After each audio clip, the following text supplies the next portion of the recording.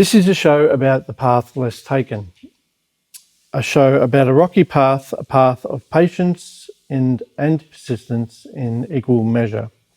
What you ultimately find down this path is passion, a passion for live hardware music. And this time we welcome Skltn Jckt. Thank you. Thanks for joining us. Now, a bit of background. Skltn Jckt is a live techno artist hailing from Mexico originally. And he's made his home here in Melbourne, and we're trying to convince him to stay and not nick off to Berlin. He came here with his partner Tace, and they also started a YouTube channel featuring other live electronic music artists from Melbourne called Patch, which we'll go into very soon. So first off, I want you to tell us a bit about your early music days, learning about music, because you mentioned playing the drums and then moving into playing the guitar. Oh, I never played the drums, just tried it like for 1 week in primary school. Oh, it was 1 week. Oh, right. I thought it was a bit longer than that. Right. I got just very frustrated. I think it was in 5th grade. You had to choose like one cultural activity and one sport, right? Yeah. So I chose drums, and then when I came to class, I realized that we were not using like a real drum kit, just like these small pads. Yeah. I was like, no, I don't want that. I want a real drum kit. So I moved to guitar. Did they give you a real guitar? Yes. And that's where I stay. You go, oh, okay, I got a real guitar now. I got a real instrument. And okay. And so you persisted with the guitar.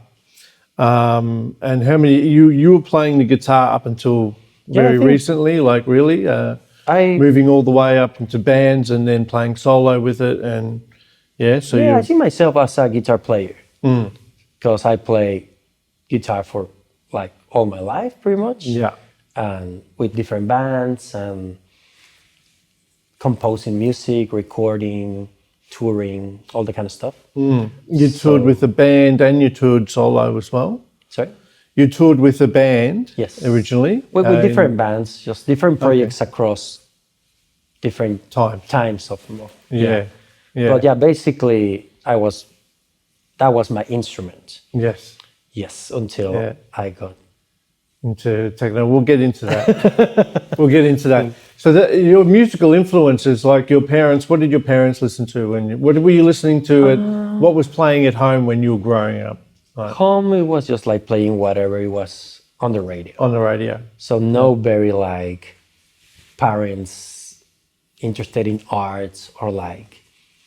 Okay, they weren't very cultural, basically. They were working hard to give you a good life. That's correct. Yeah. Yes. But so you're listening to whatever's on the radio in Mexico? Listen to what's on the radio, and just by learning guitar, it was just like, I don't know, maybe the teacher, maybe a friend.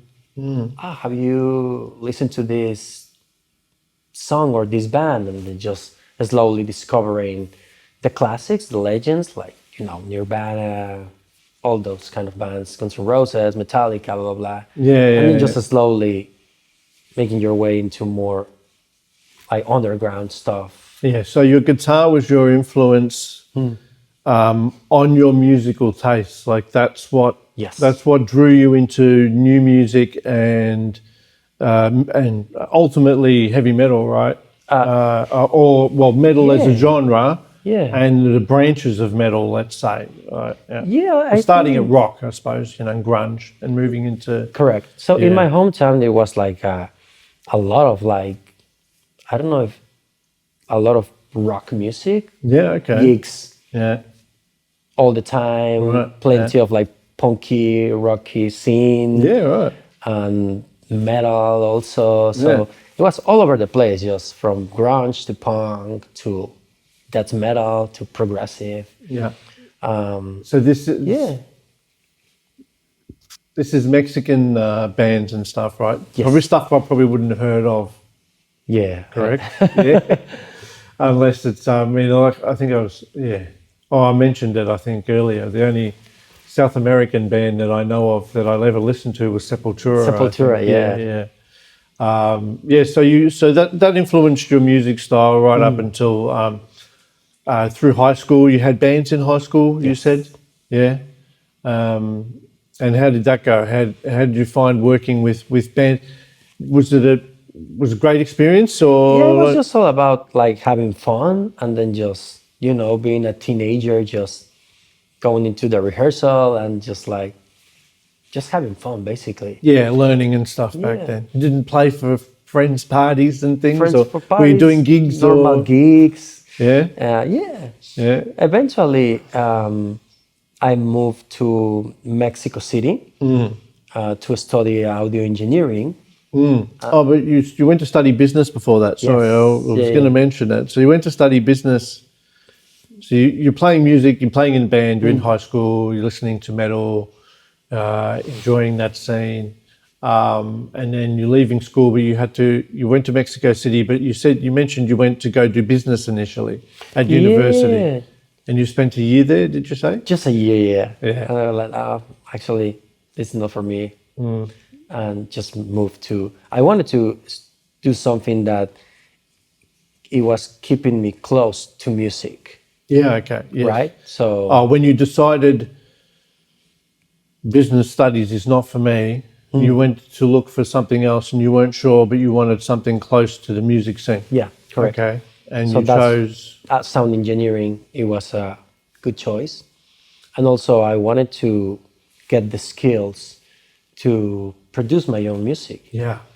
Because at the time, it was like, oh, the friend of a friend has a studio, but I actually don't know anything about nothing. Yeah, the mixing desk, and Yeah. or anything behind the desk, or Like anything, like Yeah. even microphones or like stuff. oh yeah, of course. I mean, you're just plugging in your amp anyway, aren't you? And Yeah. then you let the Starting live everything. engineer deal with everything else, Yeah. right? Yeah. You just annoy the live engineer. You used to, Yeah. or did you? Did you used to? Now that you're let me divert. Now that you're a sound engineer, do you think that you did things that used to annoy the sound engineer? Maybe, I don't know. I'm sure, yeah. Yeah. Because it's funny, once you change jobs, right, and you see the other side, like sometimes you're like, oh, that's really annoying. Oh, I used to do that. Yeah. Oops. So okay, so you went into sound engineering then, and you studied that, finished in Mexico City, and you finished your studies, and you went to work in the theatre. Did you say? Is that straight after, or did you move? You mentioned a move. You moved somewhere for a little while, or was that? Yeah. It's a bit confusing, like, because that was like when I was around 22, 23, When you were studying, or when you finished? finishing. Yeah. So it was just like, I don't know exactly how events happen, but what I do have very like, is that I met this group of musicians that were really, really into like progressive rock Yeah. Okay. Yeah. and like long sessions of like jamming and improvisation, Okay. Yeah. like improvising. Yeah. And for me that was really amazing because improvising at that time with other musicians was like, I don't know, it was something new that I wanted to explore. Yeah. And that's when we started a band, like a progressive rock band. And I think that was like my main project, I would say, as a musician. Yeah. And just to stay with them playing for a lot of years. Yeah. Okay. Yeah, it was awesome. It was Just around great Mexico years. City, playing around. Mexico City in the South Caribbean, Yeah. Okay. Southeast Yeah. Mexico also. Yeah. And it was a lot of fun. Yeah. Great experience. Beautiful years, just like composing music, playing shows, And recording. You were doing that for a living. as well. Like you weren't. No, not for a living. You weren't working. Or I was anything at working on theater or maybe also other events. all? Yeah. Okay. So you're doing sound engineering. Just at the sound time. engineering, whatever it came up. Yeah. But also, you're right. I work in the theater, and that was great experience. Also, because like many shows, and it was just fantastic just to have that experience as a sound tech at the time. Yeah, I mean, you mentioned you were setting up for all sorts of bands. It could be orchestral, A lot of or orchestras, standard yes. band, or Even musical theater plays yeah, with a lot of microphones. yeah, yeah. We think that's bad enough here with the two. We have a hard time. Yeah, so you're traveling around with your band. Are you traveling around, or are you just based in Mexico City? And then we were if you get a gig somewhere, you might go travel and do a gig and correct. come back and take a holiday. And okay. Yeah. And so that was for quite a while. You were saying with this band, and I think you mentioned that just life got in the way, right? And people started going their separate ways. Yeah, and the band sort of just went growing up. yeah. And then you moved. Did you move? Is that when you moved to? I moved to a small town near my hometown called Playa del Carmen. Playa means beach. Playa del Carmen, so it's right in the beach. Oh, okay. Small town. Oh, yeah, nice. Super laid back at that time. Yeah. At that time, not anymore. Now it's very touristic. Okay. So, all right. Tourism and. So before the tourists come, it was very chill. It was super chill. On the beach. Yeah. Yeah, relaxing. Just on your, no cars.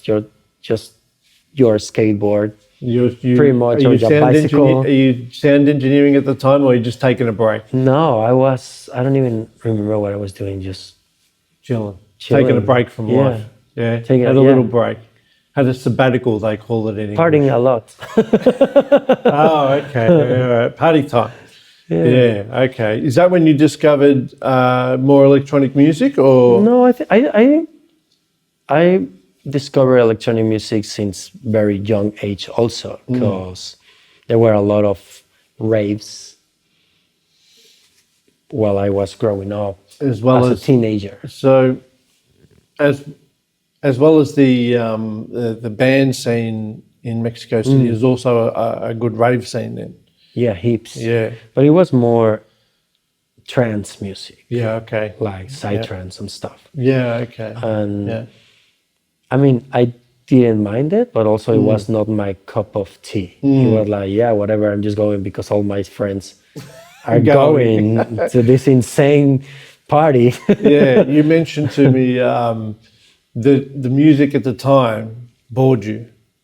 Yeah, it was too repetitive. Yeah. And I was very into guitar and like music composing. So for me it was like, what the hell's this stuff? Yeah. I mean, and I mentioned that. Yeah, even in my metal days, as you know, especially in my teenage years, you would hear doof doof doof in the car that drives by. You're like, what the hell's that, mate? It's just doof doof doof, right? But as we know, it's not just doof doof doof anymore. So electronic music's always been in your life, but you're in.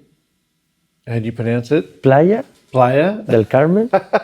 De Carmen. Yes. Playa de Carmen, and you're taking some time off. Where from there? Where did you go from there? Where did life take you?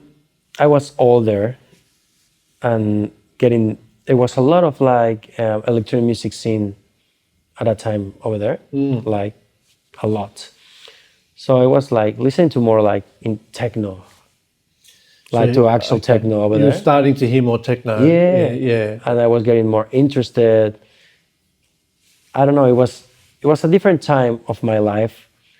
I was not very interested anymore in progressive rock or like metal. Yeah. And I was just enjoying more and appreciating more dance music at that time. Yeah.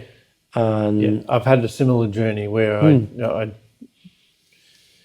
transferred. I sort of started getting bored of metal. Yeah. And to tell you the truth, prog rock started to come in and it sort of bored me. I didn't like it. And it was all over the place. And the things that I like, the metal that I like, sort of started to disappear. Yeah. And then I found techno, and it basically replaced that hard edge that I liked, because you could have hard. Yeah. I mean, it wasn't hard. It's not hard techno like they call it techno now. Yeah. It was what I would just call, Just proper heavy music. European techno with groove and but a little bit dark and so I completely understand. So music tastes change through our life. So at this point, it's changing. You're partying a lot. You're enjoying the beach. And is this when you met Tace? Yes. Yeah. So tell us about that. We met, and then we just stayed together, and But you two started not only a relationship in regards to a personal relationship, but there was a musical connection, no?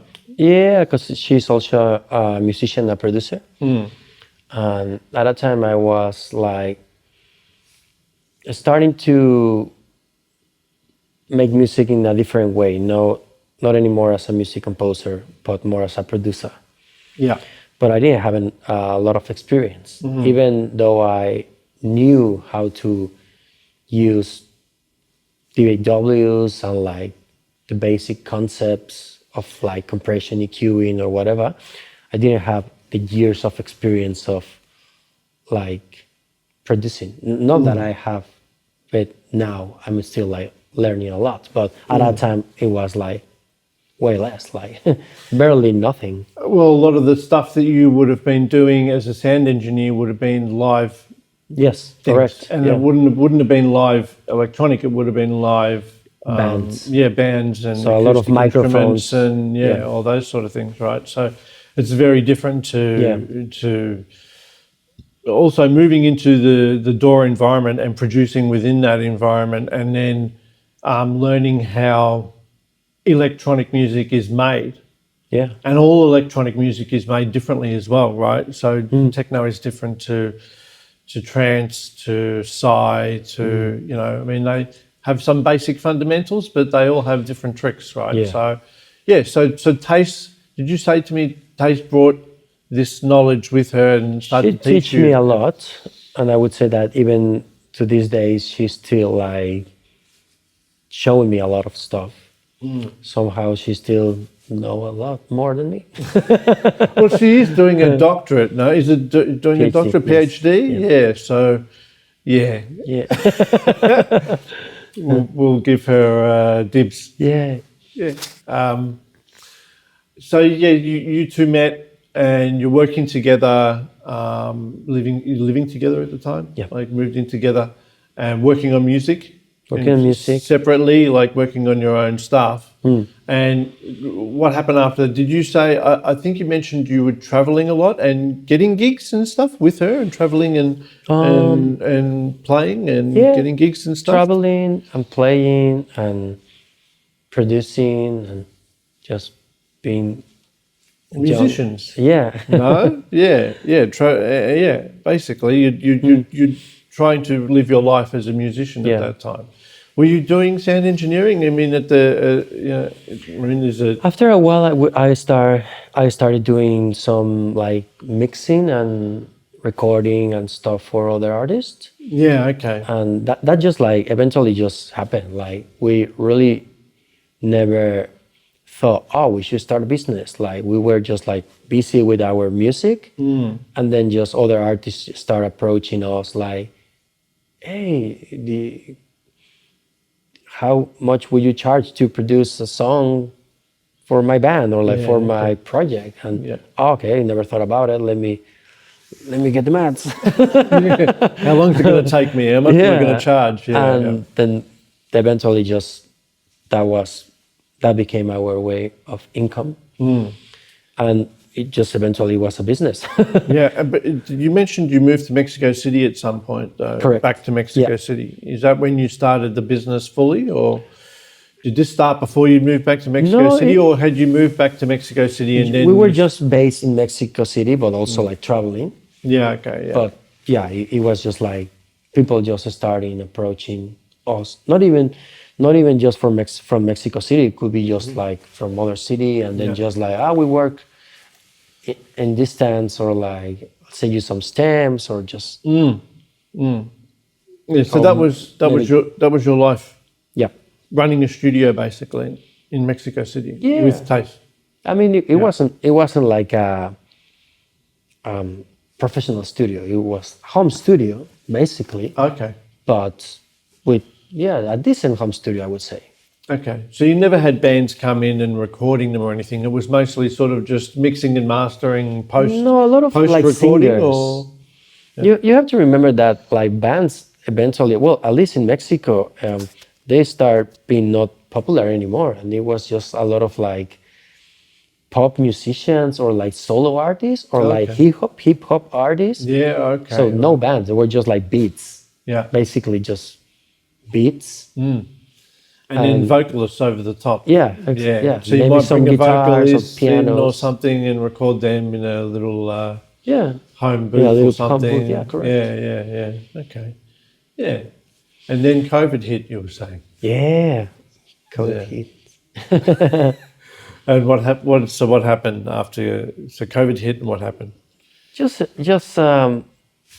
you know what happened? Just eventually people were locked down, less of everything. Was it as bad as the Melbourne lockdowns? Did they get very strict, or? Not in that way, but surely it was chaotic also. And like, Yeah, no one was going out. Yeah. No one was doing anything. A lot of stress, a lot of like. Yeah, no anxiety. one had any money. They lost their jobs or whatever. And okay. Was there government support at the time, like, or was it just like fend for yourself, bad luck? No, they were supporting a bit, but even though it was a whole thing, and it just happened for so long, 1 year and another. It was just like, when is this gonna end? Like, Yeah, it was 2 years, I think, pretty much. yeah, but Well, before we came out, I think it was around 2 years. There was a mid freeing. We got set free mid those 2 years somewhere. I remember distinctly, and everybody just went mental. Went out. Everyone just went out, and then all of a sudden, boom, back down and locked up again. And that was an interesting time. So the business, obviously, you lost a lot of business in that time. yeah. Basically, yeah. Also, it was because this was our way of income. Eventually, I was just like so busy all the time producing or like mixing or like doing all this stuff, doing music for other people. So no time for my own music. Yeah. And I was like, wait a minute, when this happened? I was busy doing my own music, and now I'm busy all the time Doing other people's music. yeah. I was not having fun anymore, like in my studio, because that was my workplace. Anyway. So even if I finish a project, I was like, I don't feel inspired to start making music now. Like, so I was a bit tired of like doing that. Yeah. Like, no, I just want to put my creativity out there and my time and my hours. So COVID would have helped with that, obviously. It would have slowed down things coming in. And you mentioned you created a separate space. Just a tiny corner in the living room where I start putting my machines. And that's when I started like look into a DAWless. Yes, setup. okay. Yeah, right. Because I was DAW Bass. hardcore nerd guy. You were also playing, but you were playing the guitar as well, like, so it's not like you were just sitting there pressing play on a DAW. You were being creative. Yeah. You created your music, but then you were playing over the top of it, right? So you were still playing. Yeah, a guitar, it was not like the protagonist. It was more like something that, because I was playing guitar all my life, that was something that it was my instrument, but Yeah. it was not all about the guitar. Like, No, it became, well, it's not always about the guitar. yeah, exactly. Every song's not always about the guitar. There's other Well, in rock instruments music, it's, guitar is well, it very has important. it's very important, Yeah. and it has its moment to shine Yeah. when, do a solo. Obviously without the guitar you don't have rock music, but without the drums and the bass you still don't have rock music. So, you can have rock music without a singer, I think. Sorry, singers. Yeah, I listen to a lot of rock music will just be what they call instrumental. Yeah, and I always loved a good instrumental in an album. Like when I listen to a rock album and there's just a 3-minute, 5-minute, 2-minute, even just a little bit of interlude almost, right, in an album, right? I love that. Sorry, we'll get distracted. So we'll go back to COVID hit, and you mentioned Tace always wanted to do a PhD. Yeah. Yeah, and she's originally from New South Wales. So, how did that happen? What happened? You're living in Mexico City. We Things are eventually slowing down, and Tace always wanted to do the PhD. So that was the catalyst, or Yeah, I think that we found that it was the right time for a change, and we were just like following the signs, and it was the right time for a change, and we decided to move to Melbourne. yeah. Did you decide to move here, or did she just get the PhD? No, we decided to move here to Melbourne. Yeah. Oh, okay, right. And so she decided to apply in the Melbourne universities. Yeah. Okay. Yeah, and got into Monash, obviously, where she's still studying now. Yes. Yeah. And you've been here for. It will be 3 years next February. Okay. Yeah. So no. All right. Yeah. It's gone quick, and I think you came on my radar last year when you started to. I think you appeared playing for MTC. I think you might have played. Did you played for MTC? Didn't you? Yeah, I remember seeing, and like, oh, who's this guy? And then obviously I saw clips and things. I didn't go to that event, but I'm like, oh, this guy knows what he's doing. Did I get in touch? I don't even remember. Did I get in touch with you? I don't even remember. I don't remember. Yeah. Somehow we started like sharing stuff, and yeah. I might have got in touch to ask you if you wanted to play a gig or something. Probably. I don't remember. I've been in touch with a lot of people over the last couple of years. So it's all blending into one. And so you're in Melbourne and you're setting up here. Is it all techno now? Are you putting the guitar away?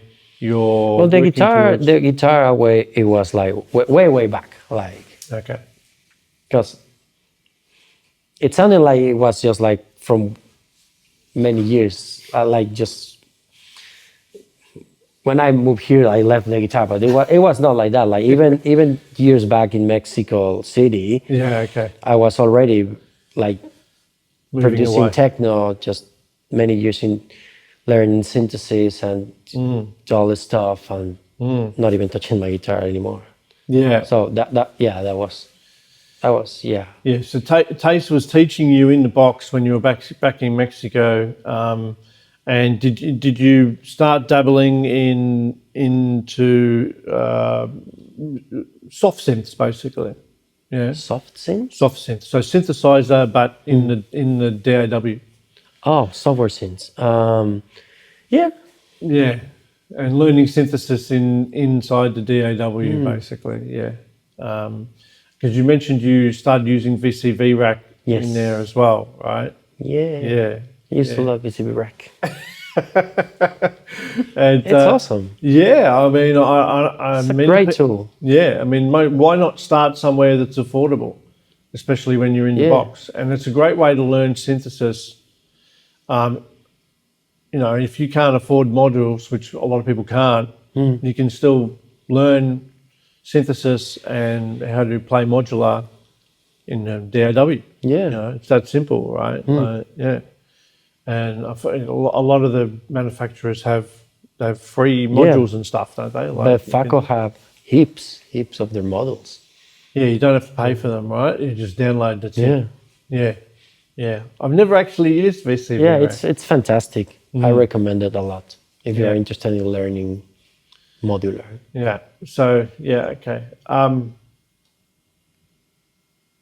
You've spent a lot of time learning, and you're starting to come out of the box. You mentioned your first piece of hardware was The TR8S. yeah, and now you don't have it for the first time. That was the first piece of hardware as this techno producer phase.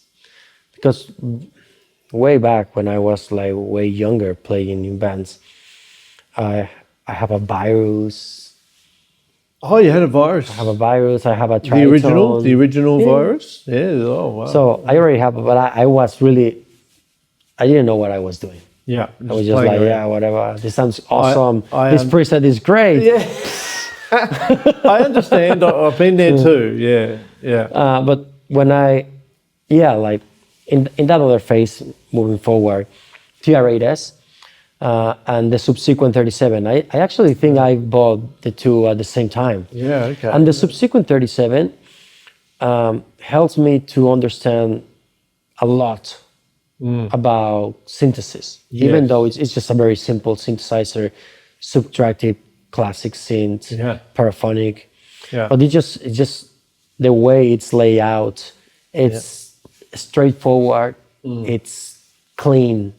Yeah. And it just helped me a lot to understand like the signal path.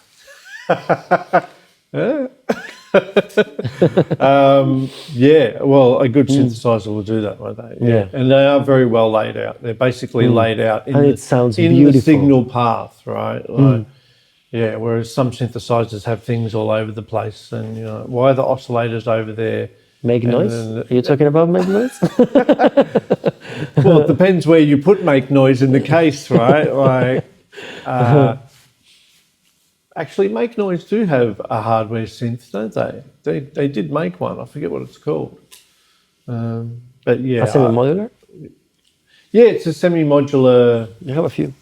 Yeah, synth. The Old Coast and the Strega. Yeah, but there's a bigger one, isn't there? Oh no, sorry, I got that wrong. I was thinking of the Intelligible one. Oh, the Cascadia. Yeah. That's a pretty synth. I got it wrong. Sorry, Make Noise. My apologies. It's Intelligible. So you've got your Sub 37. You've got your TR8S.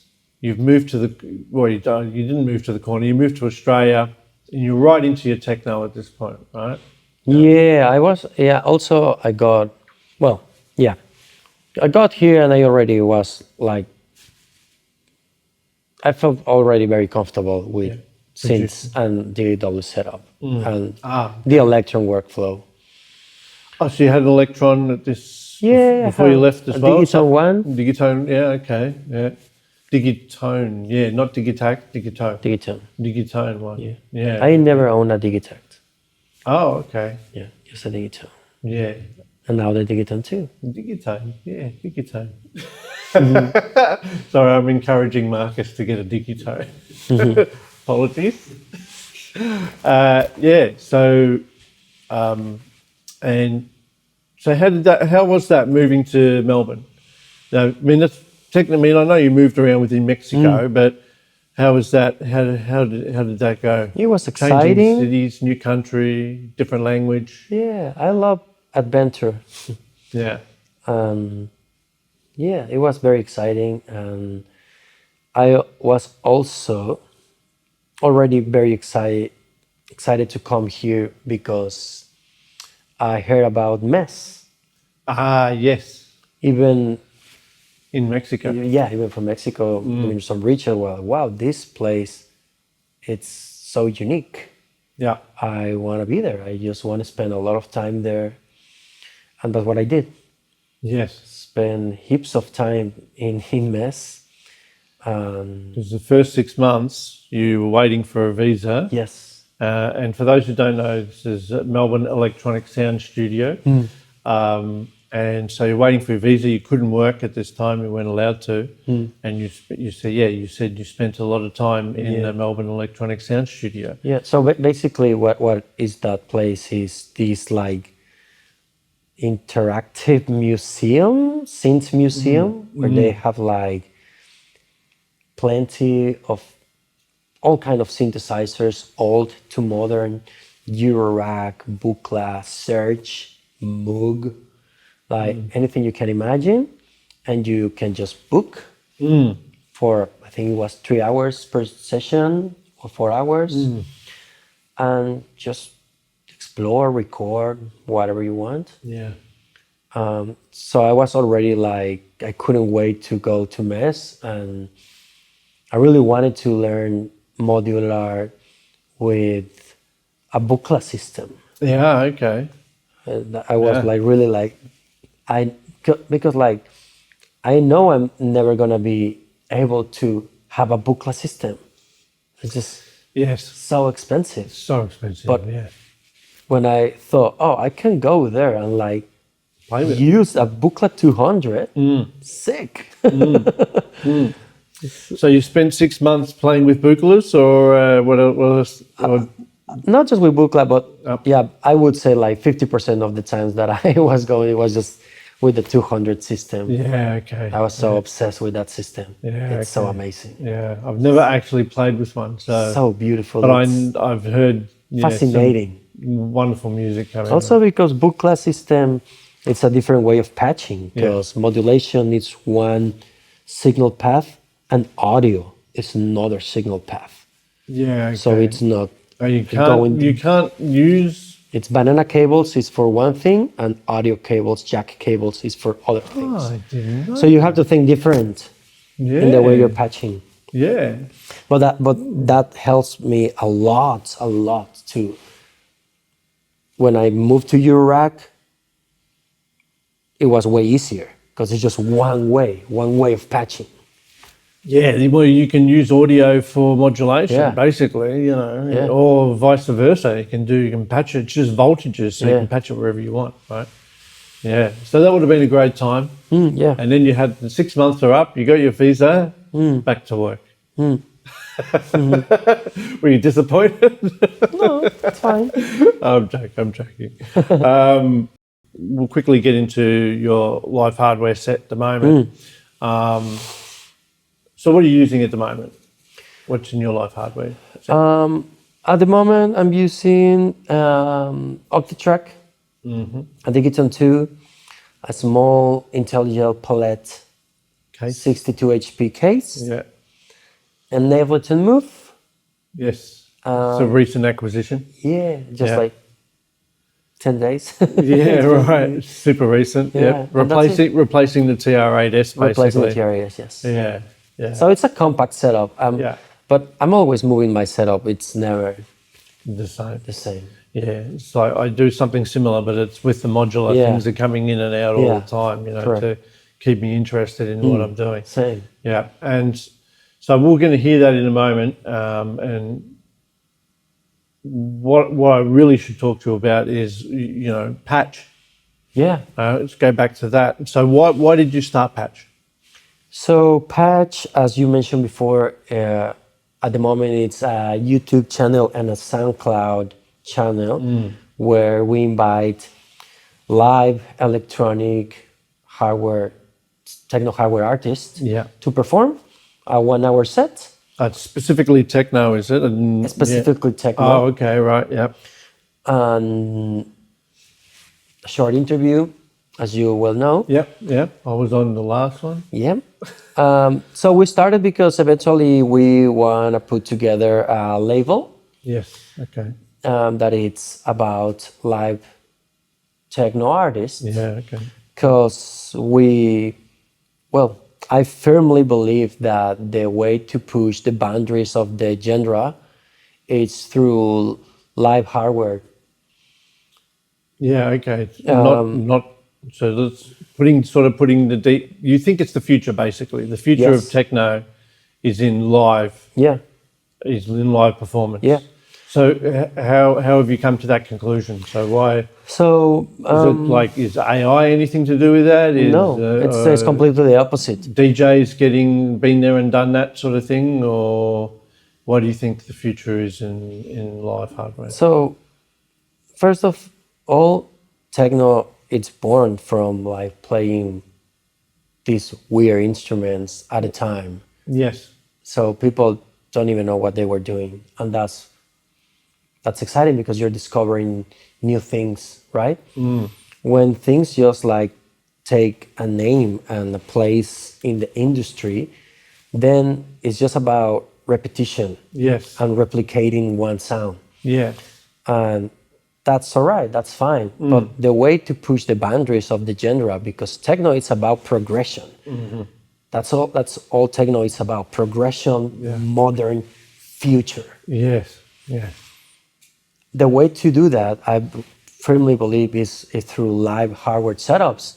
And now these days, where like synthesizers are more affordable Yes. than like 20 years at the past. Oh, super affordable. It just makes all sense that, and you can see like a lot of producers are making music with more and more and more like hardware instruments, synthesizers, group box, even Eurorack. I think Eurorack is just been 20 years. Yeah. Like it's not that old. No, like yeah, Eurorack, yeah. it's like actually really new. It's only really taken off in the last decade. Yeah. Or so less, it's really. basically new. A lot of people are just getting started. And yeah, it's just exciting to see where is all this gonna push the techno forward. Yeah. And I don't know. Yeah, I think that's where the future that's what's is. happening. Yeah. Yeah. I wouldn't be surprised if there's more interaction as well. Like I met a guy, Damien, yesterday, invited me to his studio, and he played with one of those Roland drum pads, and That's cool. he was making techno Yeah. with the drum plate. So he was working with a computer, but he was basically interacting with his instrument to make techno, and it just sounded awesome, and it was so interactive, right? And that's another way, right? It's just his way, because he's a drummer, that he found that of making techno using his skills as a drummer, right? So, and then playing it live and in the moment, right? So yeah, I can see, maybe you'll get the guitar back in there one of these days, is what I'm saying, what I'm sort of pushing to there. Like, do you ever think you'll no, you don't think you'll get the guitar into? No. We're getting a shake of two heads. All right, forget about the guitar. I didn't say nothing. No, the way I like to approach techno, it's in a way that it's, as I said before, not replicating a sound that, of course, you take inspiration of other sounds, artists, labels, whatever, it's just out there, just where you just listen to. But I think that the exciting part is when, you put that right in the back of your psyche. Yes. But not just like, okay, how am I gonna replicate this? And then just let that work in the subconsciousness, and then just put something new that it's just about a lot of like instinct driven, because like techno is very primal. Yes. It's a primitive but futuristic sound at the time. And I said primitive because it's dancing. It's just very body based, like. You're going back. Yeah, you are. Yeah, you're going back to very ancient rituals or ceremonies, and the way that indigenous people used to bang on sticks But also in the other side of the So, spectrum, it's weird sounds, weird alien and stuff. And it's taking that into another, into another realm, right? And but I completely understand where you're coming from. I've advocated that, and I've said it probably quite a few times now. I'll try not to say too much. And also, when you play live, you make a lot of mistakes. Yeah. And I think that by making mistakes is when you discover new things. Yeah. While in the computer, you are automating things. There's no a lot of room for like happy accidents. Yeah, okay. I haven't worked in the DAW. Right? Because like it's a mouse and just not a lot of room for like happy accidents. Yeah, okay. Of course, it's as they're trained, DAW. I'm still producing in the DAW. I'm still like translating my music from my DAW setup into a DAW. Why? Because the electronic music quality standard, it's so high. Yeah. The level, it's so high. So you need to polish stuff. There's a place for that. But that part of like the composition, exploration, and even sound design, when you work strictly outside of the box, it's something more human with mistakes and like, I don't know, I believe. There's something more human about the interaction in between turning a knob, pushing a fader, pressing a button, rather than playing an cycling instrument on a mouse. Yeah, because when you get good at playing a box, let's say, you end up playing it like an instrument, as you were saying, like you used to play the guitar. You wouldn't think about what you were doing; you would just do it. And when you get good at playing a certain piece of hardware, it's very similar. You are tapping away, you are turning, you know where you're going and what you're doing, and you're moving around instinctually, right? And that doesn't mean mistakes, as you said, can't happen, and sometimes they're happy mistakes, especially with synthesis, because sometimes it can bend itself where you don't think it's going to and go into a territory that you didn't even know was there. But I especially agree with you about the genre thing. I mean, just if you're going out there, and I'll repeat it again, stuff it, that if you're going to, get into live hardware, don't ask somebody what type of genre you should make. Just make music, and you will find out where you belong and where your music sits, right? You will just naturally gravitate towards there because, as you said, it's all in your subconscious. So make music that you enjoy listening to and enjoy the process. We better wrap it up. We could talk all night, as you know, as we did the other night as well. Thanks for joining us. Thank you for joining. Yeah, we'll move into the jam. Beautiful. Thank you. Thank you.